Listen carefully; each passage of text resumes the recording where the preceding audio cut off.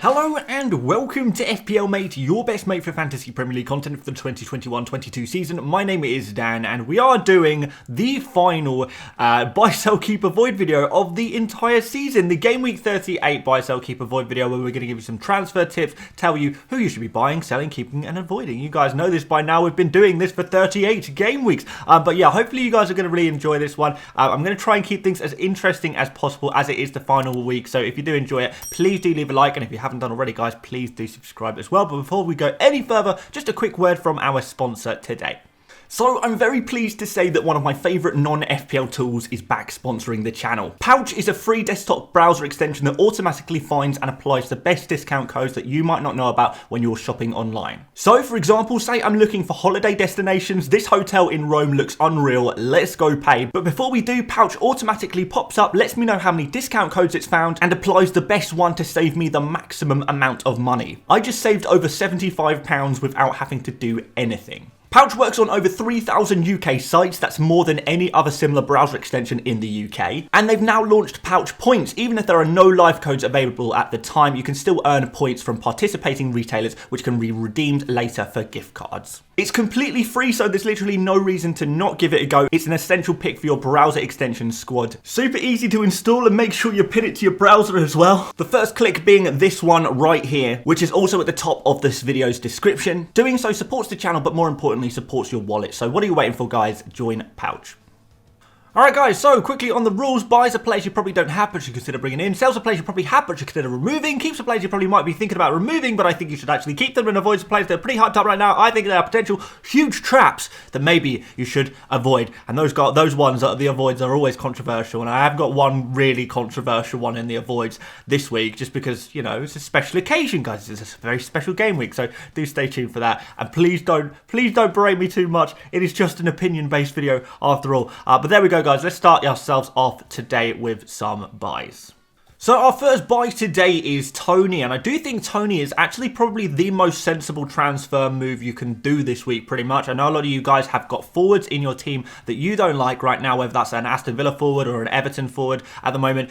You're going to want to change them up probably, as both of those teams have really difficult games in game week 38. So you're going to look for another forward. Now, ideally, you would probably go for a Harry Kane against Norwich. That would probably be the best possible forward you can get in the game right now. But if you can't afford that, and a lot of, obviously, you know, that's a big jump up from some of the other forwards to go all the way up to a Harry Kane. If you can't afford that, maybe you could do a little downgrade instead to Tony, who's got Leeds at home. Obviously, a fantastic fixture. I know, although Leeds do have a lot to play for still this season, they're going to be wanting to scrap themselves out of the relegation zone in game week 38, which is a sort of sad situation that they're in.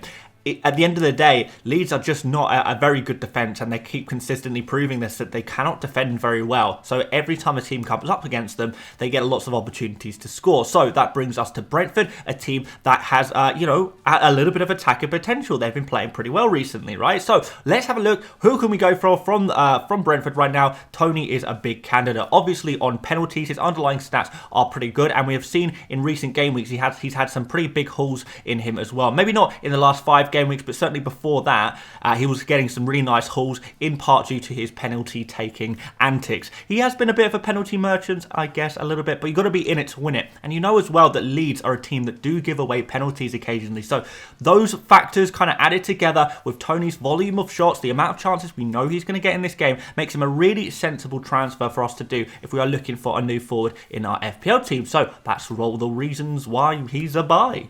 The next buy is Jarrod Bowen, who plays Brighton and Hove Albion away. I know this seems like a pretty difficult fixture on the face of it, but I do kind of want to just emphasise that West Ham actually have quite a lot to play for in this game. I know people probably haven't realised that, but West Ham actually have a really good chance of getting that final Europa League spot in 6th place if they can do the business against Brighton and Man United lose to Crystal Palace, or, you know, maybe draw against Crystal Palace, which is more than a possibility. So West Ham, even though we have kind of been thinking West Ham are a team that, you know, are not really motivated by anything at the moment, actually they kind of have got something big to play for here. Even after they have been, obviously exited from European competition, they can go straight back in it again next year, which will be something they'll be very much hoping to do. Well, hopefully in the Europa League anyway for them. So we've got a Jared Bowen here, who has been very quietly been having some very, very good game weeks recently, scoring a lot of goals, getting a lot of assists, and we kind of ignored him a little bit recently because of the lack of double game weeks and because he was kind of been rotated a little tiny bit. We were worried about European competition, but with all the double game weeks in the past, we can't really think about double game weeks anymore because there is none.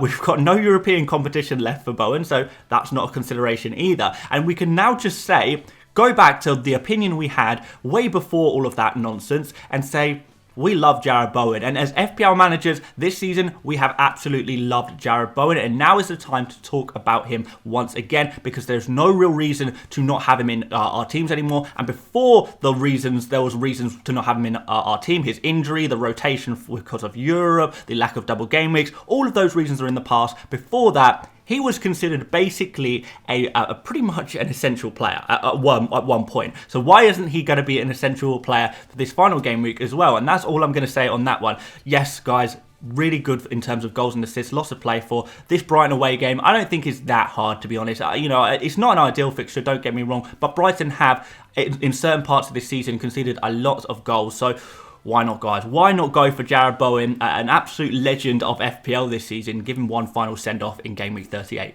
On to some sells. We'll start you off with Felipe Coutinho, who, like I was kind of saying before, Aston Villa have a very poor fixture in Game Week 38. Man City away, it's pretty much as tough as it gets, particularly as Man City will be looking to secure and win the Premier League title in this game. So yeah, for those reasons, I guess it's very, very difficult for us to kind of keep any Aston Villa player at all, or even if we are going to keep them, we should probably put them on our bench maybe. But when a player is this expensive, playing in a midfield position when there's so many great midfielders to choose from who could go really, really big in Game Week 38, it's kind of a really easy sell if you have got Coutinho. Even if it was a slightly easier opponent, we would maybe be considering selling Coutinho anyway. I feel like the reason why a lot of people had him in the first place was because of those double game weeks in 37 and 36 before that as well. Maybe the Norwich game before that in 35. But now, terrible fixture. His underlying stats have just not been very good for a very, very long time. You can see here, guys, 5 appearances, one of those was off the bench, obviously, but just 0.31 expected goals, just 0.4 expected assists. That's kind of the levels you expect from, a lot of defenders. So really not good, particularly for a player of his price and in this position. We just got to sell him, unfortunately, guys. He's got to go, but we'll be able to bring in some really nice midfielders to replace him. And as mentioned earlier as well, another team that we're going to be looking to sell from is Everton. So you guys have probably got a few Everton players because of the last couple of double game weeks. Now is the time to unfortunately let them go. Richarlison is another player at his price, 7.6 million. That's a lot of money. And you probably do want to either downgrade him to someone like Tony, who's a little, kind of a sensible choice like that, or maybe upgrade him to Kane if you can make that happen somehow. But definitely, even though he has got really good underlying stats, and even though I know you guys are not particularly fond of Arsenal right now, a lot of you anyway, even Arsenal fans, you're probably not too fond of Arsenal right now and think this could be a good game. It's not really. Arsenal away in the final day of the season. Arsenal still technically can get into the European places, so they're going to be going all out. Everton are going to kind of be safe by this point. Well, you would imagine they'll be safe anyway. So all in all, it just kind of seems like this is going to be a game which is not going to be easy for Richarlison to score a lot of points. And even if he is able to get FPL points in this game, I don't think it's going to be a lot of FPL points. I know Newcastle were able to put a couple of goals past Arsenal, but you've got to remember, guys, that since January, Newcastle are just a very good team, and Everton are just not quite on the same level there, scrapping for relegation at this late stage of the season. We can't overrate them too much, even though they and Richarlison has got us a few FPL points recently. So if you do have Richarlison, despite the good underlying stats, I do think that he does have to be removed. I wouldn't be keeping him for this game week, and I'd go for a forward with a much nicer fixture who potentially has some good form as well. Right, onto some keeps. We'll start you off with Mo Salah. I knew I was going to throw a couple of controversial ones in here, and this is one of them. Now, this comes with a big asterisk, an enormous asterisk in fact, and the asterisk basically is keep Salah as long as it looks like he's going to be available for Game Week 38, as long as it looks like he's going to play in Game Week 38. Now I'm recording this video just a few minutes after the Liverpool squad has been announced. Salah is not in the squad for the Tuesday's game, so there is that. But on the other hand, if he is somehow available for the game of the weekend on Sunday, he could be good. He could be very good. And the main reason why he could be so good is because he's become a little bit of a differential. Everyone, or at least people who aren't on free hits, have all kind of hopped off Salah, have removed Salah from their team. And therefore, we've got a player here who is, 13.2 million, a huge, expensive premium player, a player who has dominated FPL all season, a player who has proven that he is one of the best players in world football, even though you might kind of think that his form has not been amazing recently. He still has got, a few returns there as well. So it's not all bad. If it comes good, he plays in this final game against Wolves, last day of the season, it's only going to take a penalty. It's only going to take a moment of brilliance, which we know he has in his locker. And suddenly, you've got some serious differential points. You could get a serious differential haul. You could even consider captaining Salah if you are very confident that he is going to play on Sunday. Because, he is just that good of an FPL option. So, the differential Salah could be the biggest weapon in your arsenal of all time. If you manage to keep him this long, I would just keep him for the final game week, to be honest, and just see how that goes as a differential. The time to sell Salah was last game week. If you were going to sell him, game week 37, ahead of game week 37, that was the time to sell him because we kind of knew that he wasn't going to be playing in game week 37. There are indications that his injury is not as bad as first feared. He could play in game week 38, and if he does, you're going to have a huge advantage if you have held on to Salah this long, and that's all I'm going to say on that. My second keep is Kulusevski. I just feel like, even though his underlying stats are kind of bad, I feel like you just got to keep him for this Norwich game. Like, I know a few people are kind of thinking of selling him. I know people have got frustrated with the fact that he got rotated, obviously, a few game weeks ago, where he came on and got the 2 assists, but he still started on the bench. Obviously, last game week, game week 37, he got a fat a bagel amount of points, which was not ideal, don't get me wrong, coming on for the last few minutes and then getting a yellow card. As a Kulusevski owner, I feel your pain if you had to go through that, but I am definitely going to be keeping him for this final game week, and the reason is he is a very, very good football player and constantly proves what he can do in certain situations. Yes, he has had a few games of bad form, but after he came off the bench and got a couple of assists, we kind of saw what all the fuss was about with Kulusevski. He has been one of, if not the best signing of any Premier League team this season. I know you probably say Diaz is up there as well, but Kulusevski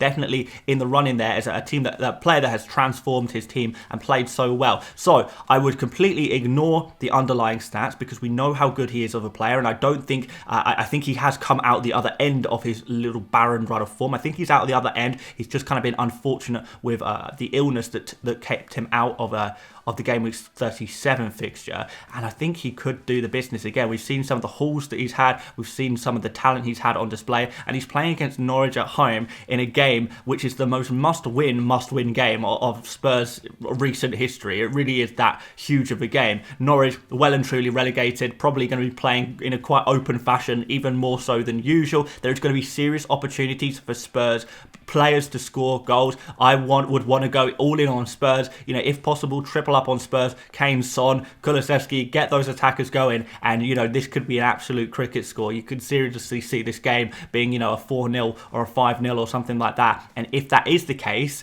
Kulusevski is going to be very much involved in those returns. It was only illness that kept him out. It didn't keep him out too badly because he was able to come off the bench, so he's going to be more than ready for Sunday. He's going to play in this front three of Son, Kane and Kulusevski, and just to be part of that, that the points are just on the tip of his tongue, so possible, so they're just there. So I definitely would no way consider selling Kulusevski ahead of this final game week. I just can't see why that would be your priority transfer. You've got to keep him.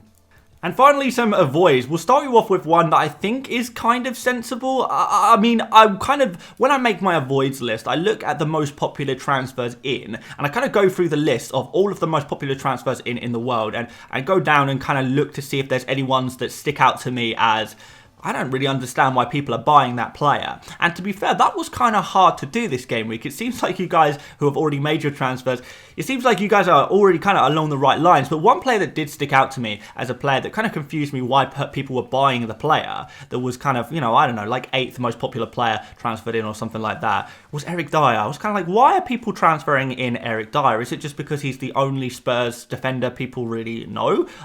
He's 4.7 million, so it's not exactly super cheap. He's got no goals, no assists. He's got very, very low expected goals and assists. He's not really got any good chances to score or assist. So goal returns look, not very likely. Yes, there's potential for an assist there in this easy game against Norwich at home, but are we not demanding a little bit more from ourselves in Game Week 38? I mean, Game Week 38 is our final chance to score some big FPL points, so do we not want to go for someone a little bit more aggressive? And there's two players that instantly spring to mind that are very much nailed that can do a little bit more, and that is the two Spurs fullbacks. There's two Spurs fullbacks, Sessegnon, who I believe is 4.3 million, and Emerson, who I believe is 4.5 or 4.6 million. And these players are cheaper than Eric Dyer and play in a really advanced wing-back positions where they are, Sessegnon in particular is generating a lot of expected assists, and Emerson is generating a lot of expected goals because he's taking a lot of shots, and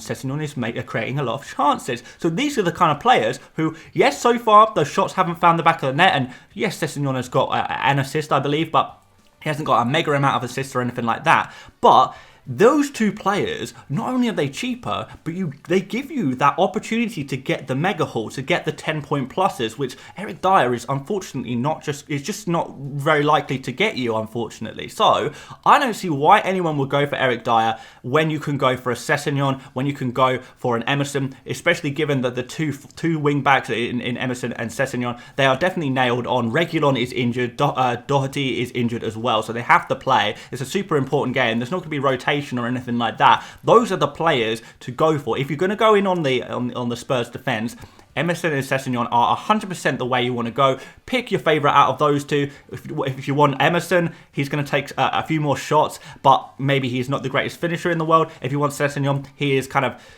creating quite a lot of chances, not taking as many shots as Emerson on the other side, but still could work out pretty well. You only need to get an assist, a cheeky assist, and there's some FPL points there as well. So yeah, it's really simple. That's a really simple one for me. The second avoid, then the final avoid of the entire FPL season on the FPL Mate channel is a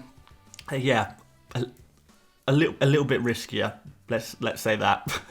Out with a bang, the final avoid of the 2021-22 season is Kevin De Bruyne. I know what you're thinking. Dan, you are an absolute lunatic, right?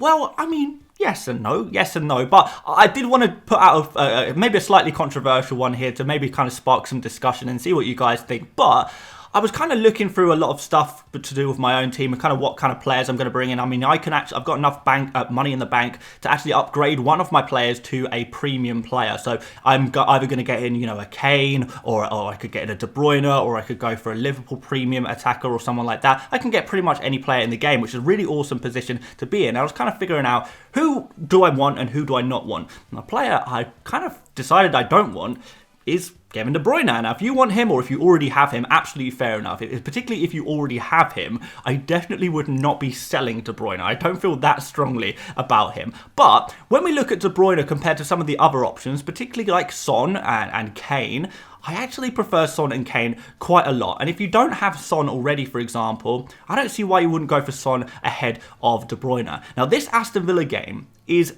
actually not so easy. When we look over the last 5 game weeks, Aston Villa are actually the 5th best defence in the Premier League, if you look at those underlying stats. So this is not a particularly easy game, and we know this Aston Villa team is going to be well set up, well up for this game. I don't think Aston Villa are going to rest any players, because I don't think Steven Gerrard is going to rest any of his players, particularly if this game can make Liverpool win the Premier League. So I just want to put that one out there. I don't think this is going to be an easy game at all for Man City. I do think they will win, but we've seen some fragilities in the Man City team recently, particularly in the defensive area because of the injuries that they've had, and I don't think they'll be able to easily dominate this game. I do think that Man City will have obviously a very good chance of winning this game. They'll probably win it, and they'll probably score a goal or two. They'll probably score a couple of goals, right? But I don't think they're going to produce the same mega results as we've kind of seen in in some of the previous results, and I don't think De Bruyne is going to score another 4 goals in this game week. Even if you do, I don't think that. But fair enough if you do think that, obviously. So overall, guys, what I'm saying is, I don't think I have any interest in buying De Bruyne for this game week. I would rather buy a Luis Diaz, for example, in the midfield position. I would probably rather go for a Chelsea midfielder against Watford. You know, maybe go for a Mason Mount or something like that. You know, these are the kind of players I would actually genuinely prefer rather than spending all of that money in De Bruyne. He is a fantastic football player, obviously. He's absolutely amazing. And if this fixture was a little bit easier, I would definitely be recommending you guys go for De Bruyne. But of all of the premium options, and of all of the midfield options, De Bruyne is high on my list, but he's not quite at the very top. And for that reason, I'm going to finish off this season with a very controversial avoid Kevin De Bruyne. Okay, now you can slaughter me in the comment section. So in summary, guys, there's not much to summarise here. Honestly, just go out there and have some fun with your transfers, or don't. If you're happy with your rank right now or your mini-league position, pick sensible, highly owned players that you think might hurt you. If you buy the players that you think can hurt you, they can't hurt you anymore. If you want to push up the ranks, you know, maybe go a little bit bolder. If you're going bold, go for an explosive player, an all-or-nothing type player, a kind of player who scores either 2 points or 15 points and nothing in between. Then you can just pray to the FPL gods that they will bless you on this particular occasion with an insane score. It's all luck at the end of the day, but you make your own luck. So I'll say the same thing that I say pretty much every single game week. You've got to be in it to win it, so be in it. Thank you so much for watching this video, guys. If you did enjoy what you saw today, or at least enjoyed some of what you saw today, please do leave a like. I would massively appreciate that on this final game week of the season. Do subscribe if you're new around here, although you're a little bit late to the party, but I'm still very welcoming to new subscribers, of course. Guys, if you haven't checked out Pouch already, I do definitely recommend it. I use it all the time myself. So, you know, I mean, I wouldn't promote it to you guys if I didn't really enjoy the product. So there you go. And yeah, that's pretty much it for today. We've got all of the usual content this week and more. Stay tuned for the 100 experts video tomorrow. That'll be coming tomorrow at some point on Wednesday. But that's pretty much it, guys. Thank you so much for watching once again, and I will see you later, mates. Bye-bye.